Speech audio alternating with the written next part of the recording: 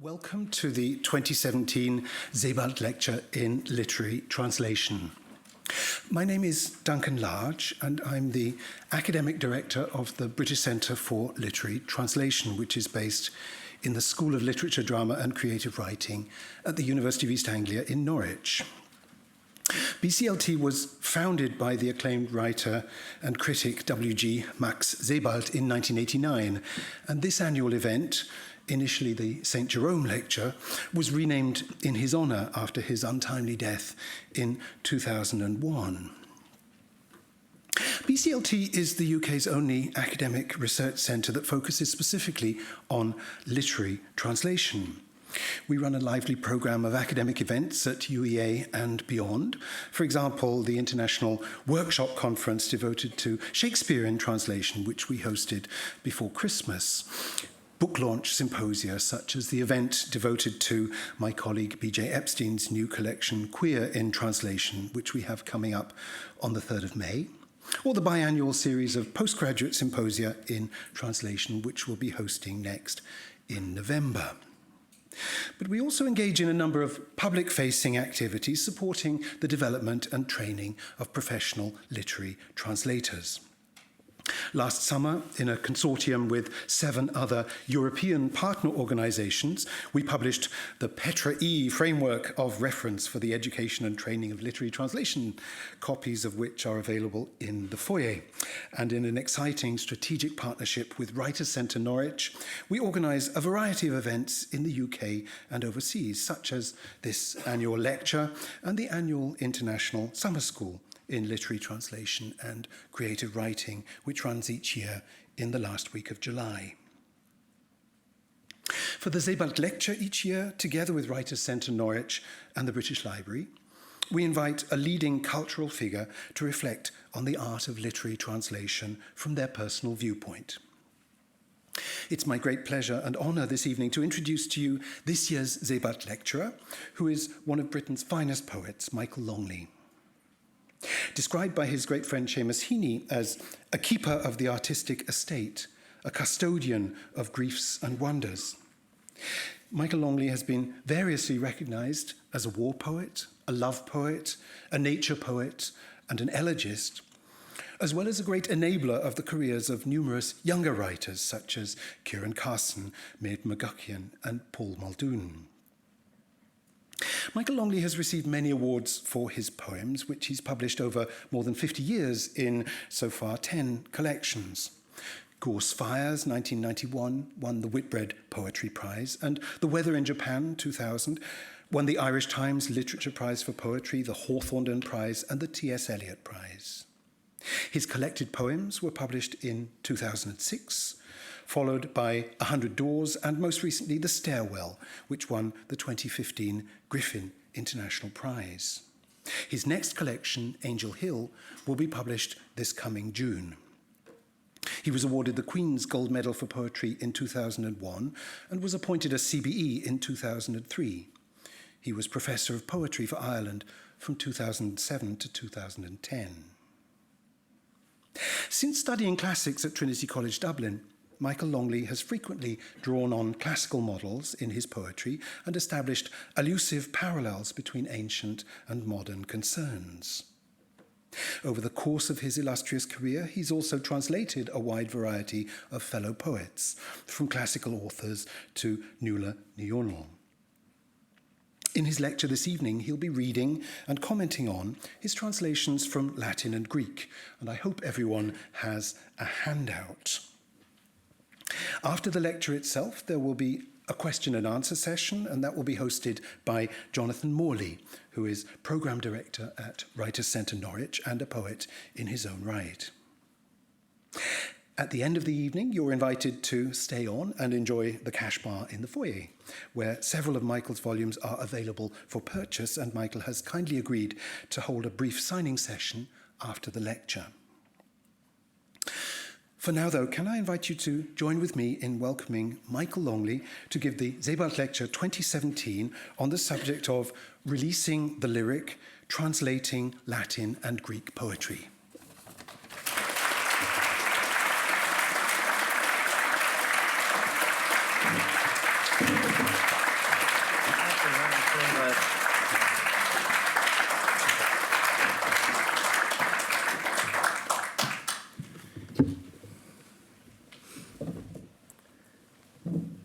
sit on a bar stool. Thank you for those kind words, and very nice to be here. It is indeed a great honour to be giving the W.G. Sebald Lecture this year. I'll be talking about my relationship with Latin and Greek poetry. The core of what I want to say is in my translations, so I've picked out several of these which you will find on the handout. I may be reading from some poems not on the handout, and I won't, you'll be relieved to hear, be reading from all of the poems in front of you. I shall be hopping from Latin to Greek and back again. But I want to begin by referring to W.G. Sebald's great book, Austerlitz. On Holocaust Memorial Day a few weeks ago, I took part in the unveiling of a blue plaque at Belfast's Crescent Arts Centre in honour of my dear friend Helen Lewis, dancer, choreographer, teacher of dancing, and Auschwitz survivor. Here is a paragraph from Helen's searing memoir, A Time to Speak. I quote, "Even before 1942, Jews had had to hand over to German authorities not only their radios, but jewellery and silver, furs, and anything of value. What else was there to take from them? Unbelievably, the answer was their pets, those innocent little friends, which in many cases were the only joys left in a darkened world. To some, especially children and old people, this was the hardest blow. On the prescribed day, there they were in the trams, white-faced, choking back tears, clutching their pathetic little boxes, cartons, or bundles, which were to be handed in at the reception centres. Guinea pigs and hamsters, white mice and tortoises, and of course, caged birds. Dogs and cats were the worst. They cried aloud all the way as if they knew. Paul, that's her husband, Paul's father, a tall, calm gentleman, always dignified, had to hand over his much-loved canary, Peppercheck. That evening he seemed smaller, shrunken, and forlorn." Now, in Austerlitz, Sebald writes with mesmerizing power about the concentration camp at Terezin and how the Nazis tried to disguise that nightmare as some kind of holiday camp. Helen Lewis was confined in Terezin before being transported to Auschwitz with her first husband, Paul, who died there. I would like to read a two-line poem of my own called Terezin, for Helen and for Sebald. It was inspired by a photograph of a Nazi horde of hundreds of confiscated violins, a photograph W.G. Sebald might have taken for inclusion in Austerlitz. No room has ever been as silent as the room where hundreds of violins are hung in unison. It's so short, I'll read it again. No room has ever been as silent as the room where hundreds of violins are hung in unison. I wanted the canary Peppercheck in Helen's story to be remembered. Homer helped me to do this. In the Odyssey, Homer and I find room for the little bird, and this is the first poem on the handout. It's called Argos. Odysseus after long absence, is reunited with his old dog, Argos. There were other separations, and so many of them that Argos, the dog who waited 20 years for Odysseus, has gone on waiting, still neglected on the manure heap at our front door, flea-ridden, more dead than alive, who chased wild goats once and roe deer, the favourite, a real thoroughbred, a marvel at picking up the scent, who even now is wagging his tail and drooping his ears and struggling to get nearer to the voice he recognizes and dying in the attempt.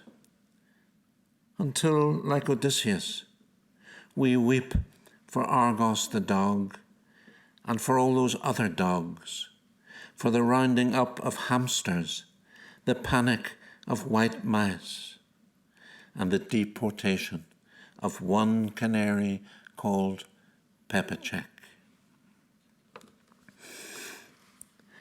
As a schoolboy and undergraduate, I never found Latin and Greek easy.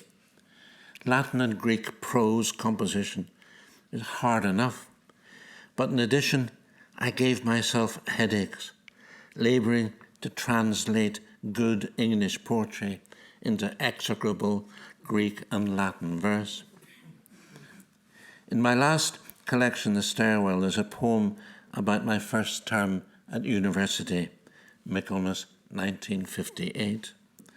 In it, I mention my Greek professor, W.B. Stanford, who used to quote Plato, "Chalapa ta kala," the beautiful things are difficult. Here's a quatrain from that poem. Greek verse composition and Latin prose, conundrums, three-dimensional crossword puzzles. I banged my head.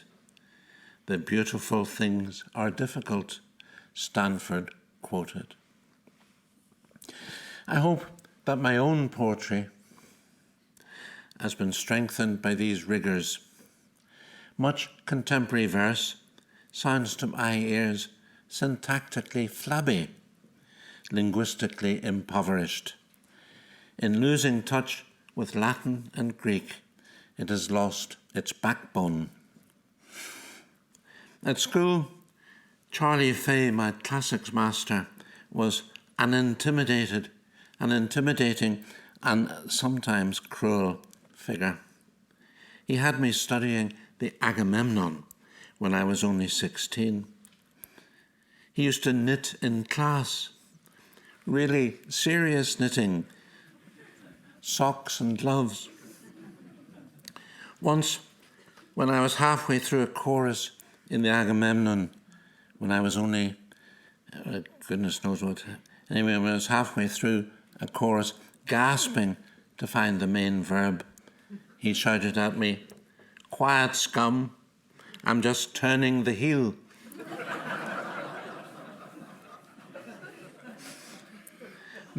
Many years later, when I was well into my 50s, I spotted him in the interval crowd at the Lyric Theatre in Belfast. I thought, why the hell not? And approached him. "May I buy you a drink, Dr. Fay?" He eyed me up and down and sighed theatrically. "Beneath those whiskers, do I discern the idle Longley?"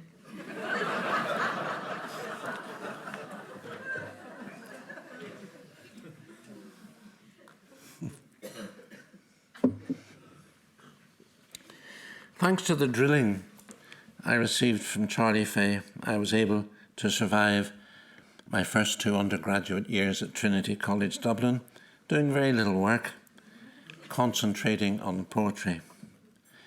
I've already mentioned our Greek professor, the great Homeric scholar W.B. Stanford.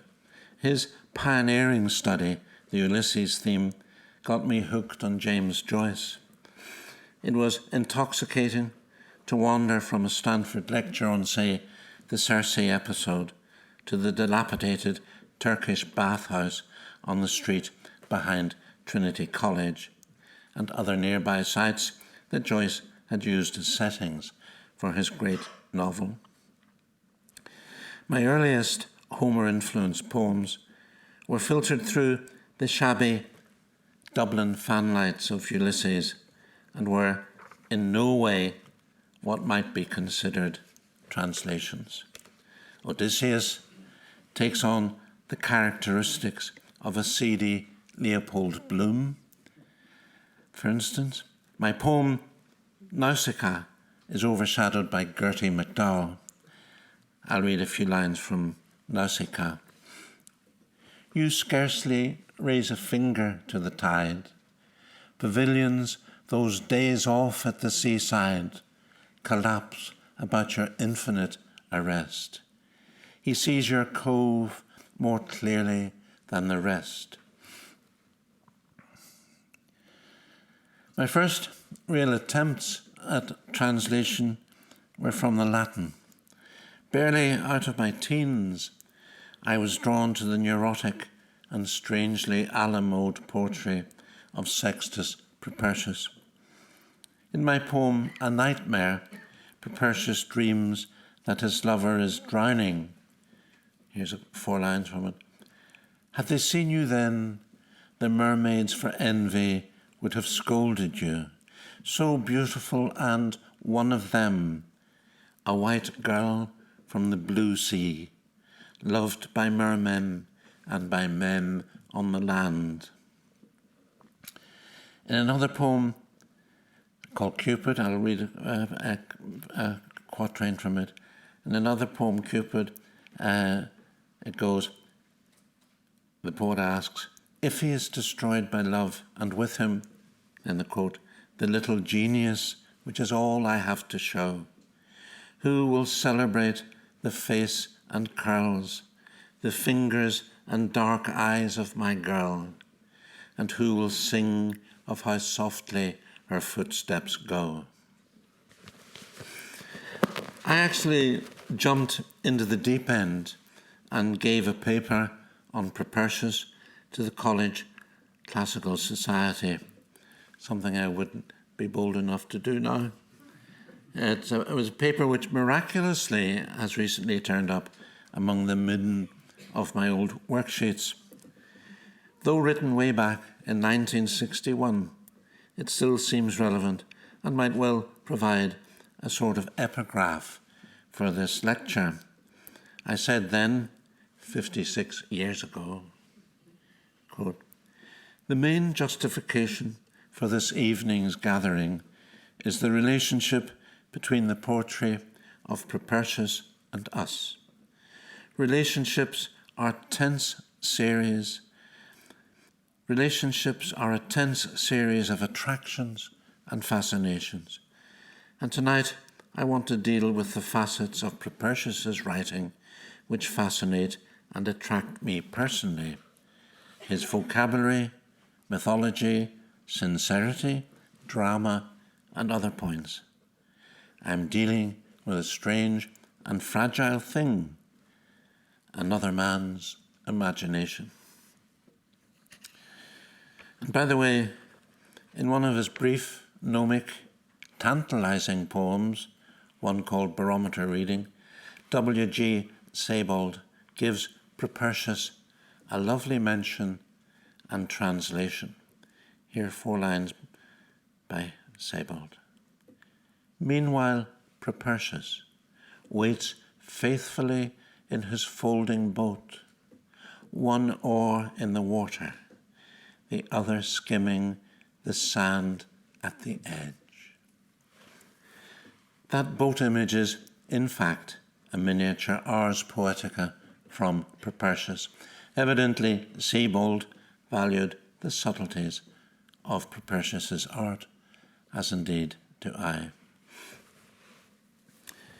In 1976, I met Betty Williams and Mairead Corrigan in a Belfast pub shortly after they'd been awarded the Nobel Peace Prize.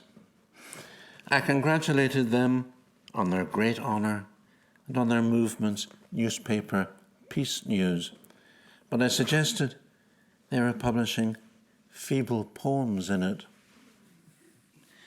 If you don't like the friggin' poems, why don't you write one for us? That was Betty Williams. That evening, I opened my Loeb edition of Tibullus at, unbelievably, quis fuit horrendos primos qui protulit enses. The coincidence galvanized me, and over a few intense days, I wrote Peace. I translated Tibullus's opening lines as, who was responsible for the very first arms deal? The man of iron who thought of marketing the sword. Though the Latin lines run continuously, I chose to work with a 10-line stanza. This ran the big risk of my landing with too few lines at the end of the poem, or too many. My gamble paid off. Peace consists of 7 10-line stanzas, and here is one of them, number 2 on the hymn sheet. Are these going up? Oh. As a complete technophobe, that's miraculous to me. I want to live until the white hairs shine above and pensioners' memories of better days. Meanwhile, I would like peace to be my partner on the farm, peace personified, oxen under the curved yoke, compost for the vines, grape juice turning into wine, vintage years handed down from father to son, hoe and ploughshare gleaming, while in some dark corner rust keeps the soldiers' grisly weapons in their place. The labourer steering his wife and children home in a hay cart from the fields, a trifle sozzled. In Peace, each stanza is a self-contained argument. I end the poem with a flourish that stretches the Latin but does not, I trust, distort it. It ends, as for me, I want a woman to come and fondle my ears of wheat and let apples overflow between her breasts. I shall call her Peace. In the summer of 1989, a new relationship with Homer was beginning to develop. Out of the blue, I found myself recalling with deep affection Lena Hardy, a country girl from County Fermanagh who during the war had helped to look after my twin Peter and me. I realised with a shiver that Lena Hardy was my very own Eurycleia. When Odysseus returns home and is pretending not to be himself, he is in disguise, his old nurse Eurycleia bathes him, and after all the years he's been away, she recognises him when she touches a telltale scar. Loving kindness irradiates the story. And I'll read the last 4 lines of is that this, what's that one called? Yeah, we're going, I have complete faith in Duncan. I shall not look back again. Anyway, I'm going to read just the last 4 lines of the first section of this overwhelmingly touching moment. Such pain and happiness, her eyes filling with tears, her old voice cracking as she stroked his beard and whispered, "You are my baby boy for sure, and I didn't know you until I had fondled my master's body all over." This poem sparked off the Homeric adventure of my 50s and 60s, my return to the classics after a quarter of a century. From the start, in my Homeric poems, I pushed against the narrative momentum. The Iliad and the Odyssey are page-turners. We go on reading to find out what happens next. But in my poems, I freeze-frame passages to release their lyric potential. A week after I had written Eurycleia, I was holidaying in Cardozo, a hilltop village in Tuscany. Leaning out of the bathroom window to admire the mountains, I spotted an elderly neighbour tending his vines beyond the last houses. Old César reminded me of my father, and then of Odysseus's father. I had brought with me to Cardozo the 2 Loeb volumes of the Odyssey and E.V. Roux's underrated translation. I wrote Laertes quickly and with a sense of release. Laertes is in mourning for his son Odysseus. He doesn't realize that Odysseus is standing in front of him, alive and well. The poem begins, when he found Laertes alone on the tidy terrace, hoeing around a vine, disreputable in his gardening duds, patched and grubby, leather gaiters protecting his shins against brambles, gloves as well. And, to cap it all, sure sign of his deep depression, a goatskin duncher. The longer lines, sparked off by the Homeric hexameter, let loose new rhythms in my head. And duncher, the quaint Belfast dialect word for a flat cap, fixed for me the tone of this fairly free version. And the poem ends, Laertes recognized his son and, weak at the knees, dizzy, flung his arms around the neck of great Odysseus, who drew the old man fainting to his breast and held him there, and cradled like driftwood the bones of his dwindling father. That last line is completely my own invention. I also wrote about Odysseus' shocking encounter with the ghost of his mother in Hades. As with Laertes, I left out a fair amount of background material. I was not concerned with the narrative. I was looking for an intense lyric to set beside Laertes. The 2 poems turned out to be exactly the same length, and that felt like some kind of endorsement. I compressed the stories in order to release their personal meaning. Homer enabled me to write belated lamentations for my father and mother.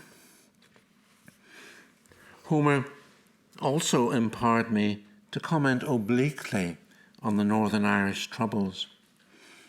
The remote townland of Carrigskeewaun in County Mayo is my home from home. The landscape there often looks like a sodden Ithaca. Odysseus would have recognized the whitewashed farms and outbuildings. He would have understood our tawdry little civil war that was to drag on for 30 long years. In the Carrigskeewaun cottage, with a cardboard box full of translations and commentaries, I started work on the episode where Odysseus slaughters the suitors.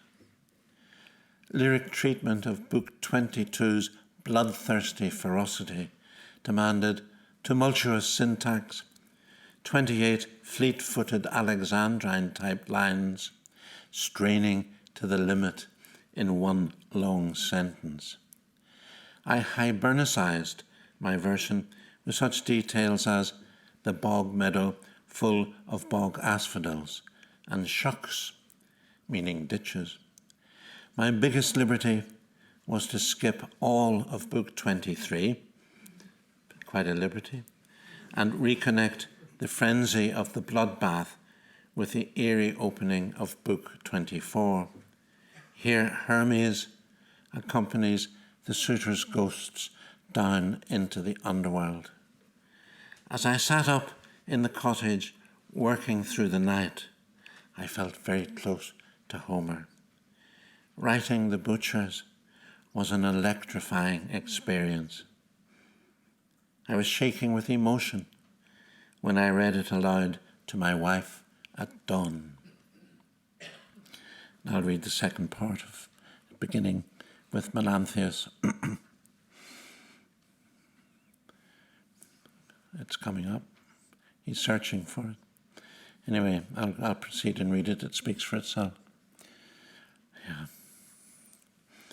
And when they had dragged, it's number 5 in the hymn sheet, and when they had dragged Melanthius' corpse into the haggard, and cut off his nose and ears and cock and balls, a dog's dinner, Odysseus, seeing the need for whitewash and disinfectant, fumigated the house and the outhouses, so that Hermes, like a clergyman, might wave the supernatural baton with which he resurrects or hypnotizes those he chooses, and waken and round up the suitors' souls and the housemaids, like bats gibbering in the nooks of their mysterious cave, when out of the clusters that dangle from the rocky ceiling, one of them drops and squeaks.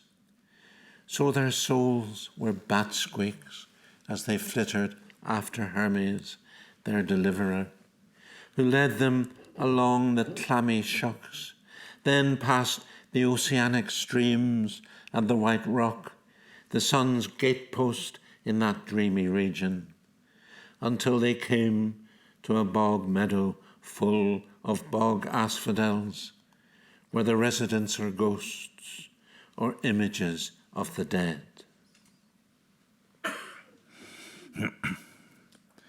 Occasionally, a poem breaks free into the world at large.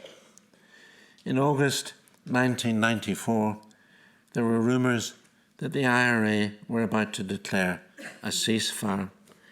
I had been reading in Book 24 the account of King Priam's visit to Achilles' tent to beg for the body of his son Hector. Power shifts from the mighty general to the old king, who reminds Achilles of his own father and awakens in him long-suppressed emotions of tenderness. This episode seems to me to be the soul of the Iliad. I wanted to compress its 200 lines into a short lyric, publish it, and make my own minuscule contribution to the Northern Irish peace process. I sent the resulting sonnet to the then literary editor of the Irish Times, John Banville. He called Stop Press and published it on the Saturday immediately following the IRA's declaration of a ceasefire on the 31st of August 1994. Put in mind of his own father and moved to tears, Achilles took him by the hand and pushed the old king gently away. But Priam curled up at his feet and wept with him until their sadness filled the building. Taking Hector's corpse into his own hands, Achilles made sure it was washed, and for the old king's sake, laid out in uniform, ready for Priam to carry, wrapped like a present, home to Troy at daybreak. When they'd eaten together, it pleased them both to stare at each other's beauty as lovers might. Achilles built like a god, Priam good-looking still and full of conversation, who earlier had sighed, I get down on my knees and do what must be done and kiss Achilles' hand, the killer of my son. The sort of lyric I write almost always makes its occasion in private. Ceasefire was an exception. It caused quite a stir in Ireland, but it seems important to keep at a distance whatever political parallels the story may suggest. It was, after all, Homer who spoke to us across the millennia. I was only his mouthpiece. If my 1991 collection, Gorse Fires, is in a sense Homeric, its successor, The Ghost Orchid, might be considered Ovidian. The poets Michael Hoffman and James Lasden were compiling a collection of translations from Ovid's Metamorphoses by various hands. For their book, After Ovid, I translated at their request one of the loveliest stories in the world, the tale of faithful Baucis and Philemon's encounter with the gods, and how Jupiter rewards their hospitality and generosity of spirit. I began at the end of the poem and worked backwards. Again, as with peace, I was in luck and managed to fit the narrative into a stanzaic grid. The story, in my version, progresses through 18 self-contained 5-line stanzas, many of them little chronicles of workaday metamorphosis. The embers that turn leaves and dry bark into flames, the cabbage and smoked bacon simmered in bubbling water to make a stew, the sofa and mattress that a simple coverlet transforms into a throne for the gods. The old couple's humility and loving kindness light up the story and throw a halo around mundane objects. These everyday miracles set the scene for the poem's supernatural wonders. The wine jug that filled itself up again, the cottage that became a church, and finally the old couple's transfiguration as their wish to die together is granted. I'll read the last 2 stanzas of Baucis and Philemon, number 8, I think. Yes, number 8 on the hymn sheet. At the end of their days, when they were very old and bowed and living on their memories, outside the chapel door, Baucis, who was leafy too, watched Philemon sprouting leaves. As treetops overgrew their smiles, they called in unison, "Goodbye, my dear." Then the bark knitted and hid their lips. 2 trees are grafted together where their 2 bodies stood. I add my flowers to bouquets in the branches by saying, treat those whom God loves as your local gods, a blackthorn or a standing stone. Take care of caretakers and watch over the night watchman and the night watchman's wife. It's surprising to find this beautifully wholesome, unironical celebration of a long, happy marriage in Ovid's marvellous ragbag of human neuroses and miseries. As Hoffman and Lansdowne write in their introduction, Ovid's tales offer a mythical key to most of the more extreme forms of human behaviour and suffering. By definition, the Metamorphoses is full of metaphors. I found myself wanting to write more Ovidian verses. I was once again looking for intense poems, lyrics full of startling images rather than yarns. After Baucis and Philemon, I didn't translate another entire section. And perhaps as an antidote to Homer, I was drawn to the sexual weirdness and riskiness of the Metamorphoses. Here's one of my versions, Spider-Woman.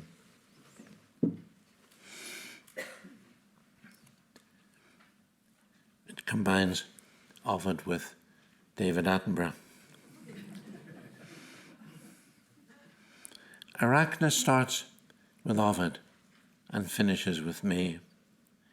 Her hair falls out, and the ears and nostrils disappear from her contracting face. Her body minuscule, thin fingers clinging to her sides by way of legs, the rest all stomach, from which she manufactures gossamer, and so keeps up her former trade. Weaver, spider, enticing the 8 eyes of my imagination, to make love on her lethal doily, to dangle sperm like teardrops from an eyelash, massage it into her while I avoid the spinnerets, navel, vulva, bum, and the widening smile behind her embroidery. She wears our babies like brooches on her abdomen. There's perhaps something Ovidian about being a twin. Being a twin is certainly a big deal. Losing a twin is also a big deal.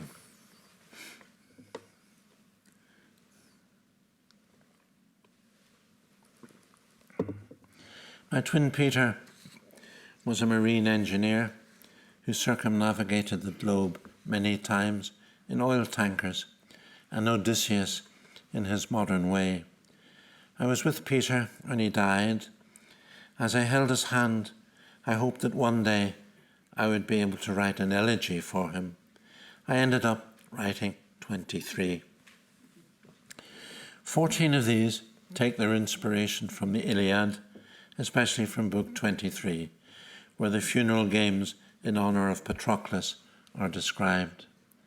My twin loved sport, and this sequence focuses on the body, on combat and competition, on the masculine world and its energies.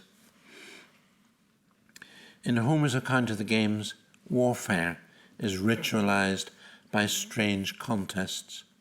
I found myself writing concentrated lyrics with titles like The Boxers and The Wrestlers. They're on the sheet, but I'm not going to read them. These poems may also explore the psychology of being a twin. The twins, which is number 10, the twins refers to the Homeric chariot race, and it provides a motto for this group of elegies for my twin Peter.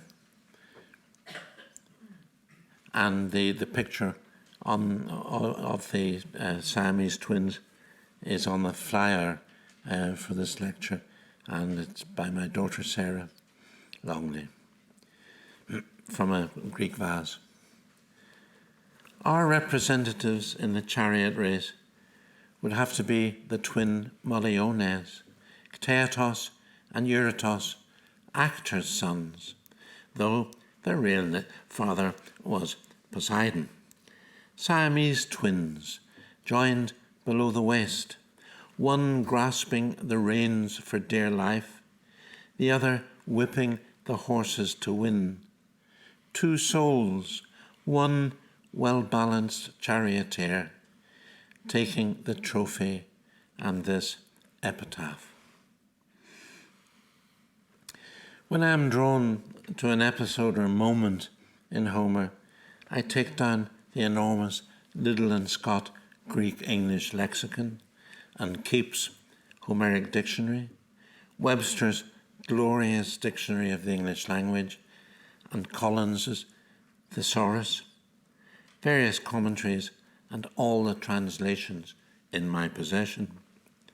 I gather my thoughts behind this windbreak of books and hope for inspiration. I want to create original poems rather than translations. Many of my versions do, in any case, combine my own lines with Homeric refractions. The Homeric slant permits me to approach painful subject matter, to be private in public.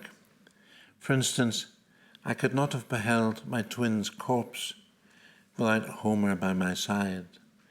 My poem, The Feet, number 12, is addressed to my sister-in-law, Catherine, and ends on an Homeric mythic note. You showed me my twin's feet when he was dead, your sailor husband's feet, your engineer's.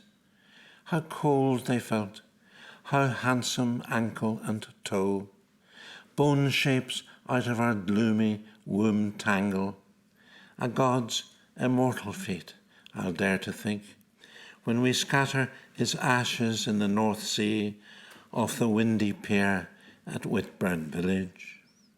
Poseidon, say, who drives his chariot's bronze-hoofed horses so headlong over the waves, all the sea creatures know who it must be, and the sea parts with a kind of happiness, and the axle doesn't even get wet.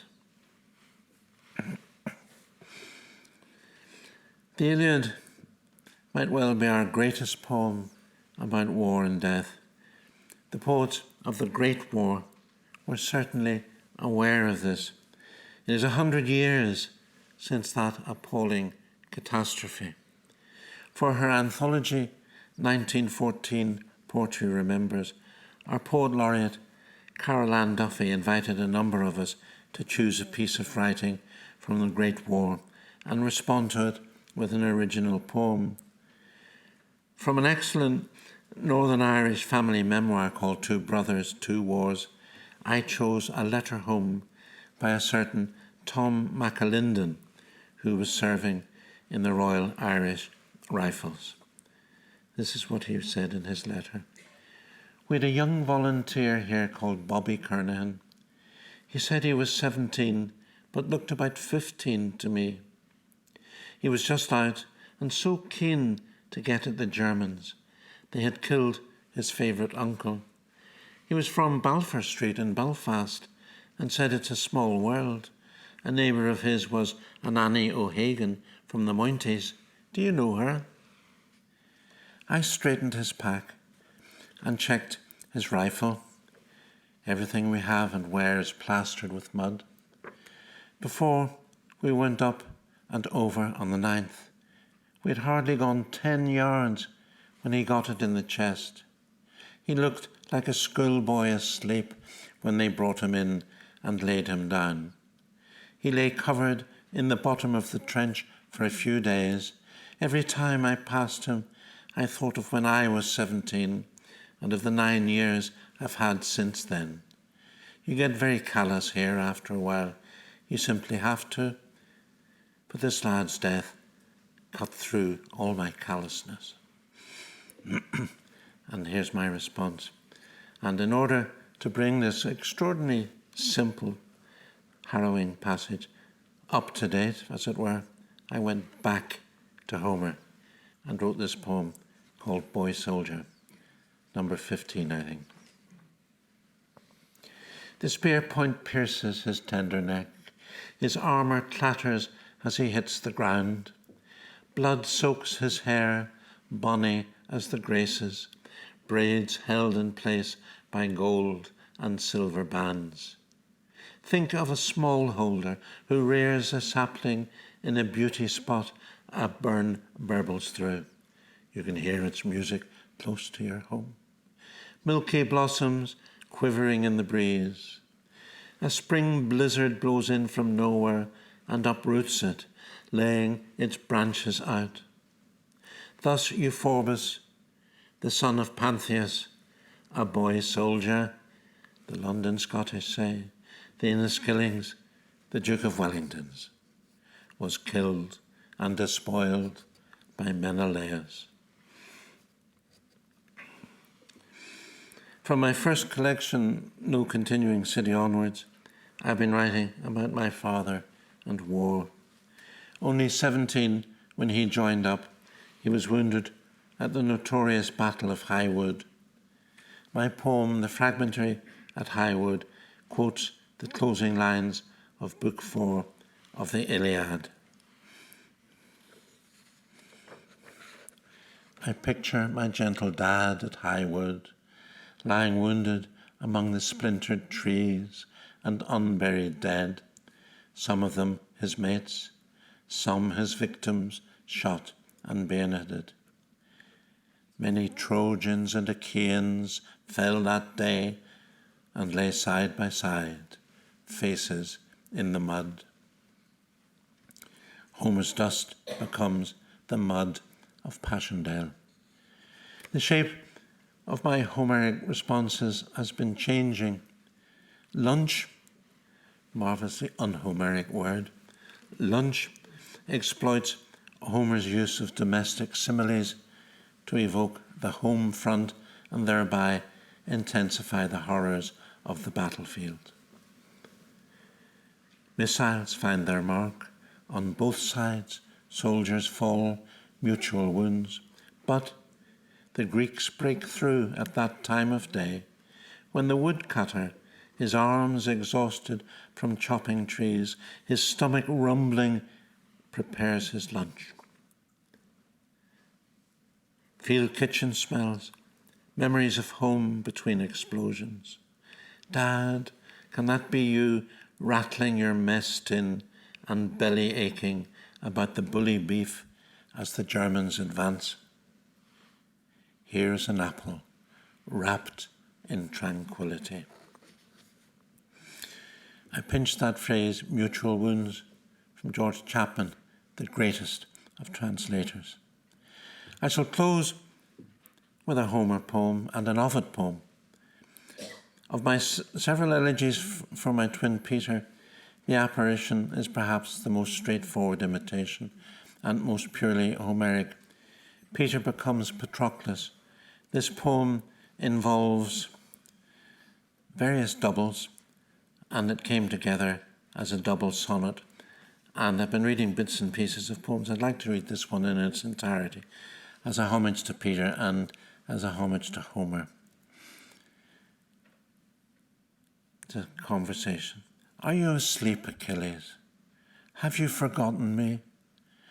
Bury me quickly, please, and let me through death's gates. Exhausted ghosts get in the way and keep me from crossing the river to join them. A lost soul, I sleepwalk on the wrong side of the gateway. Let me hold your hand. Once you've cremated me, I'll never come back again out of the darkness. Never again will you and I sit down together to make plans, a discreet distance from our friends. My birthright, death's abominable night terror, overwhelms me now. Your destiny too is fixed. God like Achilles, death below the Trojan walls. One more request. Bury our bones together in the gold two-handled jar your mother gave you. And then Achilles replied, Patroclus, dear brother, I shall do as you ask. I'll see to the arrangements for your funeral. But come closer now. For a moment, let us embrace and wail in excruciating lamentation. He reached out, but he couldn't get hold of him. Like smoke, the hallucination slipped away, bat squeaking underground. Achilles, thunderstruck, threw up his hands and blurted out heart-broken words. Even in the house of death, something remains, a ghost or image, but there's no real life in it. All night, the apparition of sad Patroclus has hovered over me, weeping and keening and giving instructions. Did I imagine him? He looked so like himself, a double, a twin. My Ovidian poem, the poem with which I shall end, is called Remembering the Poets. Perhaps that is what this lecture has been all about. Translation is a way of remembering poets. When, as an undergraduate, I translated Propertius, I was looking for some kind of connection. If I am not deluding myself, sometimes the ancient poets don't seem so distant. And I also sense certain affinities between how poets related to one another then and how they behave now. In his Tristia, the miserably exiled Ovid gives us a tantalizing glimpse of his poetic chums far away in Rome. He misses them terribly and writes warmly about Propertius and Horace and regrets Tibullus' early death. Virgil he only saw, he says, Virgilium vidi tantum.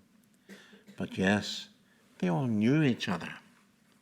In addition to these immortal poets, Ovid names 3 other members of the coterie who have completely faded away: Macer, Ponticus, and Bassus.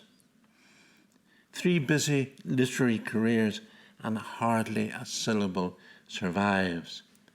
I used Ovid's lines as the basis for a playful sonnet about the friendship of poets. Unavoidably, the personalities of my own brilliant Irish contemporaries kept crowding in, demanding attention. Was that John Hewitt shadowing Macer? Was Derek Mahon Propertius in disguise? Had Horace been taking guitar lessons from James Simmons? Who did Virgil think he was? Seamus Heaney? And which contemporary poets do we now study who are most likely to vanish completely and join Macer and Ponticus and Bassus in the black hole of amnesia?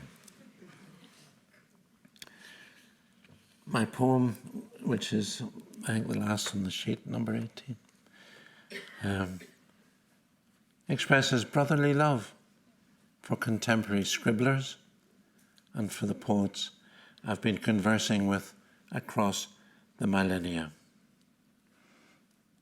As a teenage poet, I idolized the poets. Doddery Macer trying out his ornithogonia on me, and the other one about herbal cures for snake bites.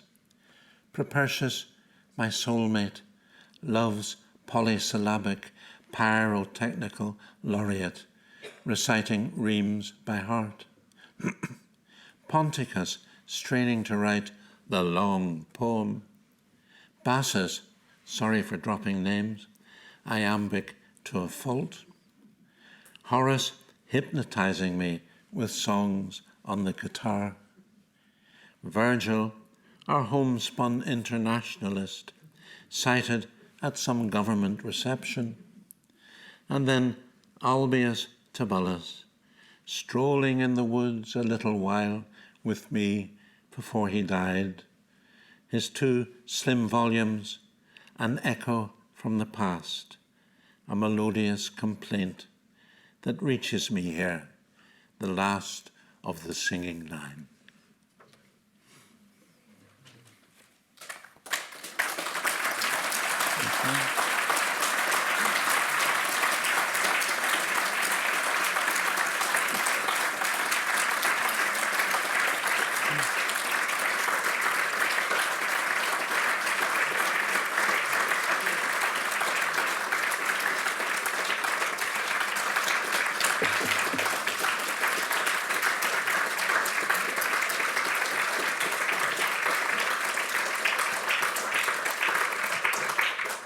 Shall we sit down?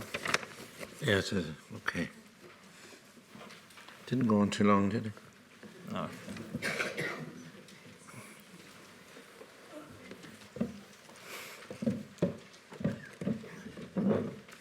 So I'm suffering from sciatica, which sounds a bit like a minor Greek goddess.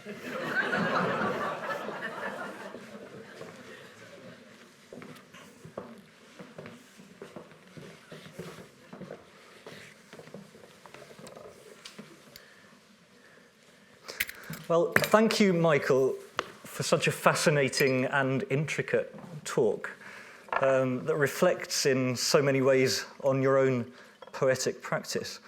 I'll ask a couple of questions to start the conversation off, and then there'll be a chance for questions from the floor also. But while you were talking, I was jotting down some of the words that you used to describe translating. Yeah. And I thought that might be an interesting place to start. It seems to me that we're not talking about a simple transfer of a classical text into a modern text in any unmediated way. You said at one point that you were the mouthpiece of Homer. You use dictionaries, a range of them from the shelf. You use the different translations of Homer through the ages and produce a work that's faithful to him in that sense. And I would say most people would not argue with that as a method for translating. But you also talked about Homer, or the Latin and the Greek rather, as being the backbone of English poetry. You talked about Homer empowering you as a poet. You talked about freeze-framing passages to realize their lyric potential. And that seems to place a lot more agency on you and a lot less on Homer. And so I wondered where the line stops between translation and poetry, if that's not too big a question. Well, it varies from poem to poem. And I'm always reverential towards Homer and Ovid and Tibullus. But I do believe that unless it works as a poem in the second language, in English, in our case, it's pointless. I don't see the point. It has to be a good poem. And sometimes that requires a certain amount of tweaking, a certain amount of jiggery-pokery. And I think jiggery-pokery is quite an important element in this exercise. But if I don't feel close to the original author, it's dead. I really do feel them like living presences when I'm working. And that night in the cottage, in this remote windswept cottage, doing the murder of the suitors, I was overwhelmed by the presence of Homer. So it varies from poem to poem, but there are various things I think I draw the line at. For instance, I love Christopher Logan. I shared a reading with Christopher Logan Belfast, and I could have listened to him all night. I thought he was wonderful. But I do find his versions just too far away from the original. In fact, he doesn't go to the original. He goes to other translations. He spoke no Greek, and he just used to get all the translations. Yeah, Homer onwards. And I feel the same with Ezra Pound's Homage to Sextus Propertius, which is kind of work of genius, but it's too far from Propertius. I actually jotted down, I didn't put it in my lecture, something that Louis MacNeice wrote, the great Louis MacNeice, who was a great, not only a great poet, but a considerable classicist. And MacNeice says, if the translator frees himself from literal accuracy in order to recreate the spirit of his original, he most often either creates something quite alien to that original or fails to create anything at all. In English, we have had during the last century many shocking examples, and I think he's thinking of Ezra there, you know. Yeah. I haven't answered your question, but there is no answer. I mean, poems are mysteries for me. I mean, I really find it difficult to talk about poems. And what I've read, all of the poems, all of the versions I read tonight, I think of as poems. And I think of them as my poems, which may be really scandalous, but that's how it is. That's what keeps me going. Maybe it's interesting to think of them in relationship to your collections. It's been noted that Gorse Fires has lots of Homer in it. Many of the pieces you read today, more that are in the handout, are sort of interleaved into a longer sequence of poems that is your own. You did the same in The Ghost Orchid with the Ovid poems that Michael Hoffman commissioned. But the point being that themes cross over from poem to translation and back again. The translations contain themes. So the books are kind of quilted together of both solo poems, as it were, and translations. How does that work? Well, in a way, that proves what I'm saying. That they're poems, and I'm attracted to a certain passage or a moment even because it reflects current preoccupations. Like death and sex. Yeah, what else is there? Yeah. We won't go into the troubles at great length, but is there a sense that, like Patrick Kavanagh, you are remaking the Iliad from a local row, as he wrote in his very short poem, Epic, setting it in Ireland specifically? Well, I love that poem by Patrick Kavanagh, and I hadn't thought that I had been influenced by his example, but I'm quite happy to. It is a beautiful poem. Pity, I can't quote it by heart. Can you, Edna? No. So let me see. He imagines the Duffys and the McCabe's slogging it out over an outcrop of rock. What ends? Yes. The god Homer made the Iliad out of such a local row. Gods make their own importance. That's it. Yeah. Yeah. But in a way, that's a way of saying that the Iliad isn't just a poem about a local war. It's a great poem that touches on all aspects of our lives, and is about all aspects of our lives. It's about everything. In the same way as I think we miss a trick if we corral the great English poets of the First World War into a corral called war poetry. The poems as great as Dead Man's Dump, by Isaac Rosenberg, or 4 or 5 extraordinary poems by Wilfred Owen, like Insensitivity. They're poems about everything. They're poems which touch on all of our lives in all directions. They're not just war poems, and that's reading through the Iliad. All aspects, especially in the case of the Iliad, of our lives, all aspects are illuminated. I wanted to share with you a couple of lines by your great friend Seamus Heaney. Maybe has anyone else seen this book, Love, Poet, Carpenter, which a huge number of poets produced for Michael's 70th birthday a few years ago. I'll soon be 80. a good few years ago. And so Douglas Dunn, Paul Durcan, Paul Farley, Ian Duig, Meav McGuckie, and many poets wrote tribute poems in this. Heaney's is particularly interesting because he talks about translation, and in particular his translations of Virgil as against Michael's translations of Homer. And he says, "Your gate is the one where Priam creeps back in with Hector's body. Mine the one Aeneas slips out from with Anchises." And I wonder, how do you feel about that? You the sort of the Greek and Heaney the Roman, as he seems to be saying in this poem that's called The City, which is about writing about Belfast. Yeah, well, I think I got the better choice there, I don't think Virgil holds a candle to to Homer. Not really. There's something about Virgil, the private eye, the order of the brown nose, for sycophancy. I mean, he's such a sycophant, isn't he? And Seamus does it very beautifully. When he meets Anchises, his dad in the other world, and it's very, very beautiful. But it's a poor copy of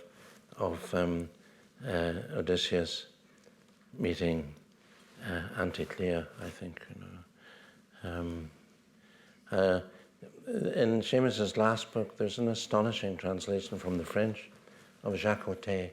I love it dearly, and I think too of his brave versions from the Greek tragedy and the burial at Thebes, which is the Antigone story. And can I tell a story to my advantage? That's why we're here. You can all boo. Seamus and I did a reading about 8 or 9 years ago in the Ulster Museum, and it was paid for by the bank, the Northern Bank. So there's a bit of bank business at the end. Can you believe it? We'd poured our hearts out, and then we got this grey man in a grey suit like the one I'm wearing. Oh. And the organiser sensitively said, I think we should give the poets the last word. And Seamus said, well, I'll go first.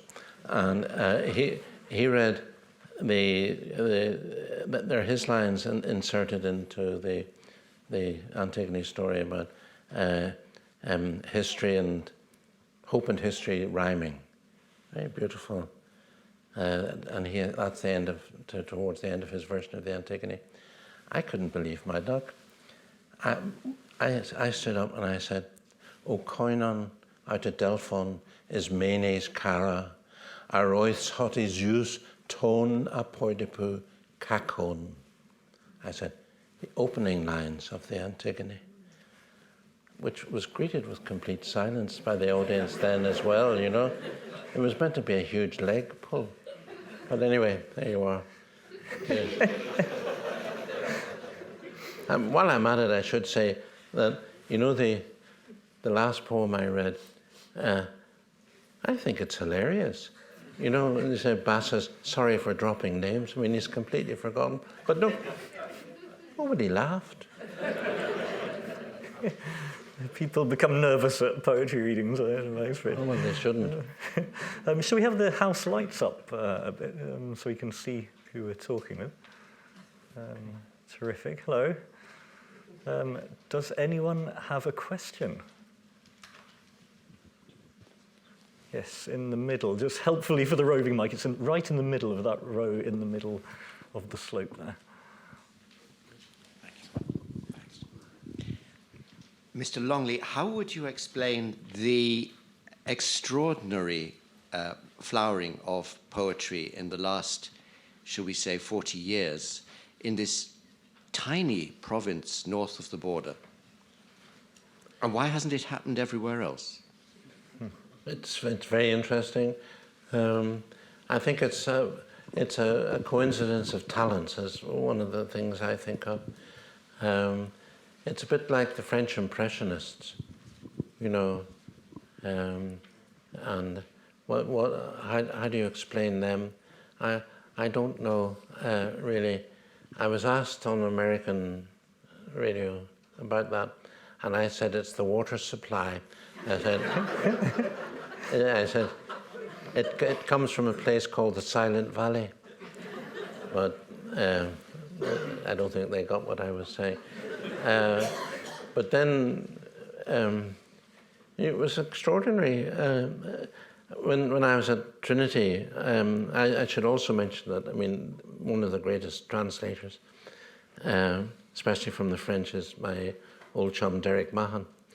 And he and I really breathed and lived poetry. Well, it was an extraordinarily intense and often hurtful and taxing friendship. And I was just getting over that, drawing breath.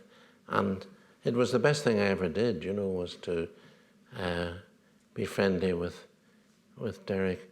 And then just coming to terms with that, and went up to Belfast where Edna got a job. And there was Seamus Heaney, and I got to know him. Seamus is enormously charming, and we became, he and his fiancée, Mary, and Edna and I became a very happy little quartet. And that was enough to be getting on with, really. And then, just as we were about to sit on our laurels, along came Muldoon and Kieran Carson and Maeve McCookie, and then there's another group, you know, and the Antrim Flynn, Sinead Morrissey. You know that thing Yeats said, and the Cheshire Cheese, and all the poets used to gather. He said, "Gentlemen, only one thing is certain: there are too many of us." And but in a way, there can't. You know, it's something that's very exciting, really. And there's another, even younger group who are very well organised and produce their own series of readings and publish little pamphlets. Poetry's in the air, you know. It's very, very, and from Belfast, you know. You know about Belfast in my youth. Can I add the footnote that when you went to take that job in Belfast, it was as a literature officer for the Northern Irish Arts Council, wasn't it? So you had. No, it was my wife got a job at Queen's. Okay, so then that job followed. I didn't. The playing job down in the his Arts involvement Council, in this. the job in the Arts Council didn't materialise until a bit later, and there was a period too. This may be part of it, where in an awful modern building in the centre of Belfast called Bedford House. Floor 6 was the Arts Council where I worked, and floor 4 was the BBC where Muldoon worked, and we used to go off and get drunk 3 or 4 times a week. Mercifully, he left Belfast, but I think they now talk about those years with Muldoon and me and Kieran Carson. Kieran, who came to be my assistant in Irish music, as a golden age. And I was reminded, you know, when people came to look for money and they'd tell me their story, I'd say, "You're pushing an open door," and make sure they got a grant if it was good. Now it's like getting into Fort Knox to get any money from these institutions, and they're people by people who have don't know a damn thing except bottom lines and things like that. Sorry, okay. Did that work stop you writing? You know, I've heard about the fabled 12-year gap, but it wasn't really 12 years, was it? That you were... I didn't write for a decade, no. I think most people should take a decade off. There's far too much of it around, you know. Like a dear friend of mine, Douglas Dunn, a Scottish poet, and he got a job as a librarian at Hull when Larkin was there, and Larkin called him. Larkin used to keep a big bottle of gin in the filing cabinet. He pulled and poured Douglas a drink to welcome him onto the staff, and he says, "I gather, Dunn, there's a great deal of undergraduate poetry around. I'm relying on you to stamp it out."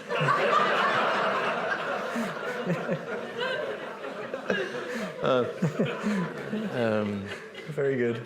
Very good. It was very unhappy. It was a very unhappy time not writing.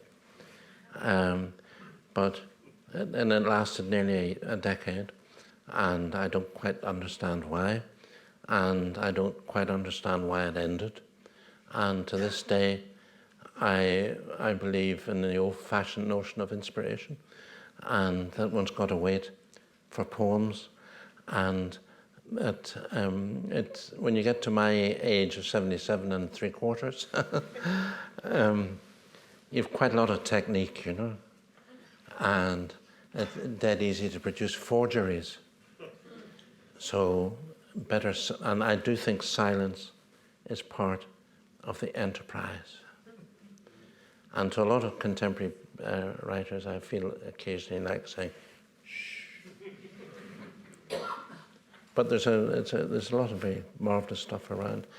I want to mention an American poet called Ruth Stone. And I saw, I think it was Blood Axe produced her collected poems, and there was a photograph of her on the cover. It was the most beautiful face I'd seen for a long time. And she was about 92 when the photograph was taken. So I bought it simply because of her face. And I read it, and I was enchanted. I loved it. And we have about 20 anthologies of American poetry, and she wasn't in one of them. I thought, this is scandalous. So I sat down and I wrote an essay about her for Poetry Ireland Review. And much to my delight, Neil Astley was an American. One of the people he called on was this lovely old woman who was blind by this stage, and he read to her my review. And she was very pleased, of course. And then she died. So that's one of the best things I've done with my life. And I want to recommend her. But I find increasingly what I am looking for is a poem by anybody. Preferably by somebody I don't know or haven't heard of. And that's a huge thrill. The Holocaust is impossible really to write about, but there's a poem I discovered recently by an American poet called Gerald Stern, and it's called The War and the Jews.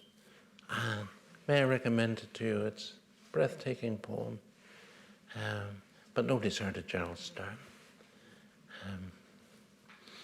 Yeah. There's a young poet I heard reading at the Winchester Festival called Liz Berry, who reads with a beautiful Northern English accent. Who was it? You know, the hair standing up on the back of your head. I find it's the hairs on my forearm go like that, you know, like corn in the wind. When that happens, and when I heard her reading, I was thrilled. I also see in the audience Fleur Adcock, who is a much better Latinist than I am, and an absolutely magical poet. Her insect poems in the last book, but one or two, I think are the best animal poems since D.H. Lawrence, who's a hero of mine. So I'm burbling on with I have 1,001 enthusiasms, by the way. So if you want to hang around. Yeah. And can one more question? What do you think? Just to... Yeah, do we have another question? Was that a hand? Hi, Tiffany. Tiffany Atkinson. Are you Tiffany Atkinson? Mm-hmm. Yeah. You're quoted on the back of my next book. Wow, I didn't see that coming. Thank you. I wanted to ask a question about inspiration, actually, because what's very clear from your talk and from your work is that you do really feel an affinity with Homer, particularly, and that you described your inspiration as coming often from a kind of a symmetry or a contemporary resonance. And I wondered if there were also aspects of those texts that you still find stubbornly impervious to contemporary thought, or that are kind of obstructive or strange, or that don't yield up to sort of contemporary relevance, and if those are also sources of inspiration in any way. Yeah, sort of just put on the long finger, perhaps. When I thought of translating those sporty poems for my twin, who really loves sport. I like it too, but I mean, when he was dying, I sat and I watched Test cricket with him. The greater love has no man, you know. And I thought of Pindar, you know, but I found him like a billiard ball I couldn't, it was like trying to open a billiard ball with an egg spoon. I couldn't do it, no. And then I would love to do Sappho, but it is also fragmentary in bits and pieces, but I mean, if you think of electric charges, the sort of electric charge you get from Emily Dickinson, and you get that from Sappho as well, Fum. And then Anne Carson, who's very brilliant, she's sort of cornered the market, One can be very possessive. There was a very good book, I thought, by Alice Oswald, Memorial, her strange refractions of the Iliad. I felt like sending her a postcard saying, hands off. But anyway, the thing is, there's enough in Iliad to keep a whole army of versifiers going. Yeah.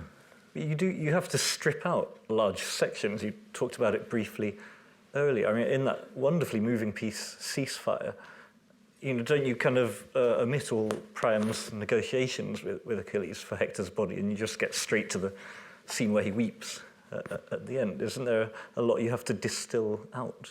That was partly the way it happened.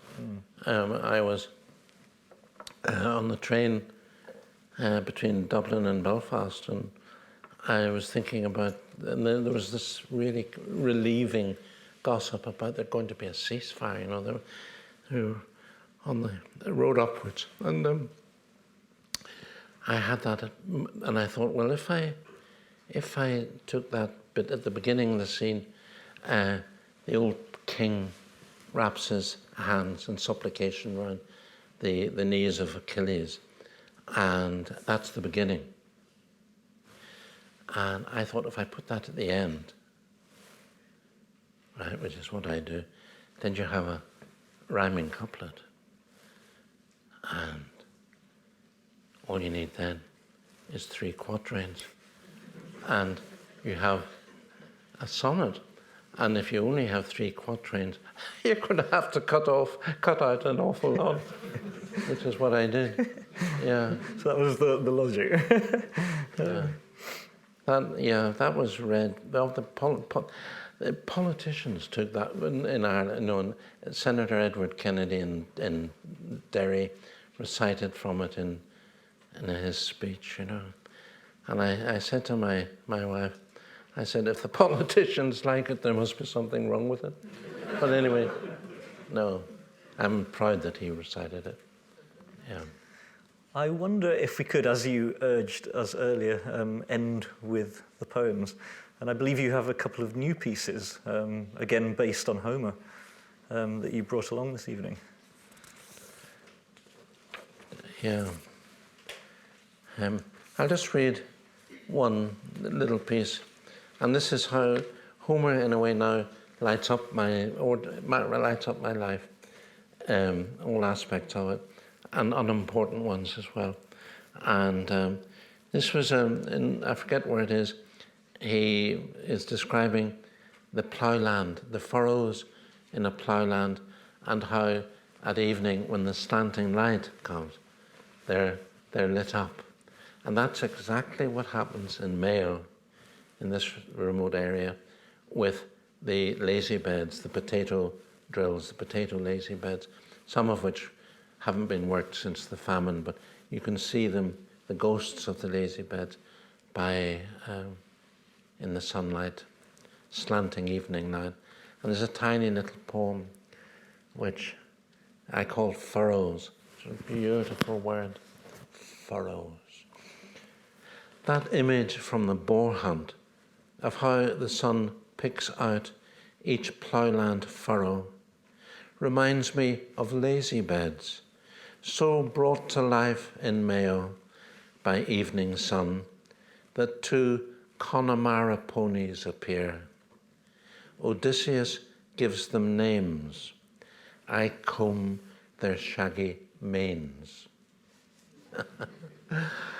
And what gives me the pleasure, in an innocent kind of way, kind of when you've solved the Guardian crossword puzzle, that kind of pleasure is the poem ends with a kind of very quietly cacophonous rhyme. Names and mains. Names and mains. And it's that kind of thing that I'm about, you know. And I'll just end with one more. Should I read the Sappho? Can I read Sappho? I do think. Yeah. Imagine Sappho, and this is about what I was saying about how the ancient slant allows me to do on topics which are unbearable, really. And this uses Northern Irish, the sort of words which I now treasure and which I was discouraged at school from using, a bit like Liz Berry, you know.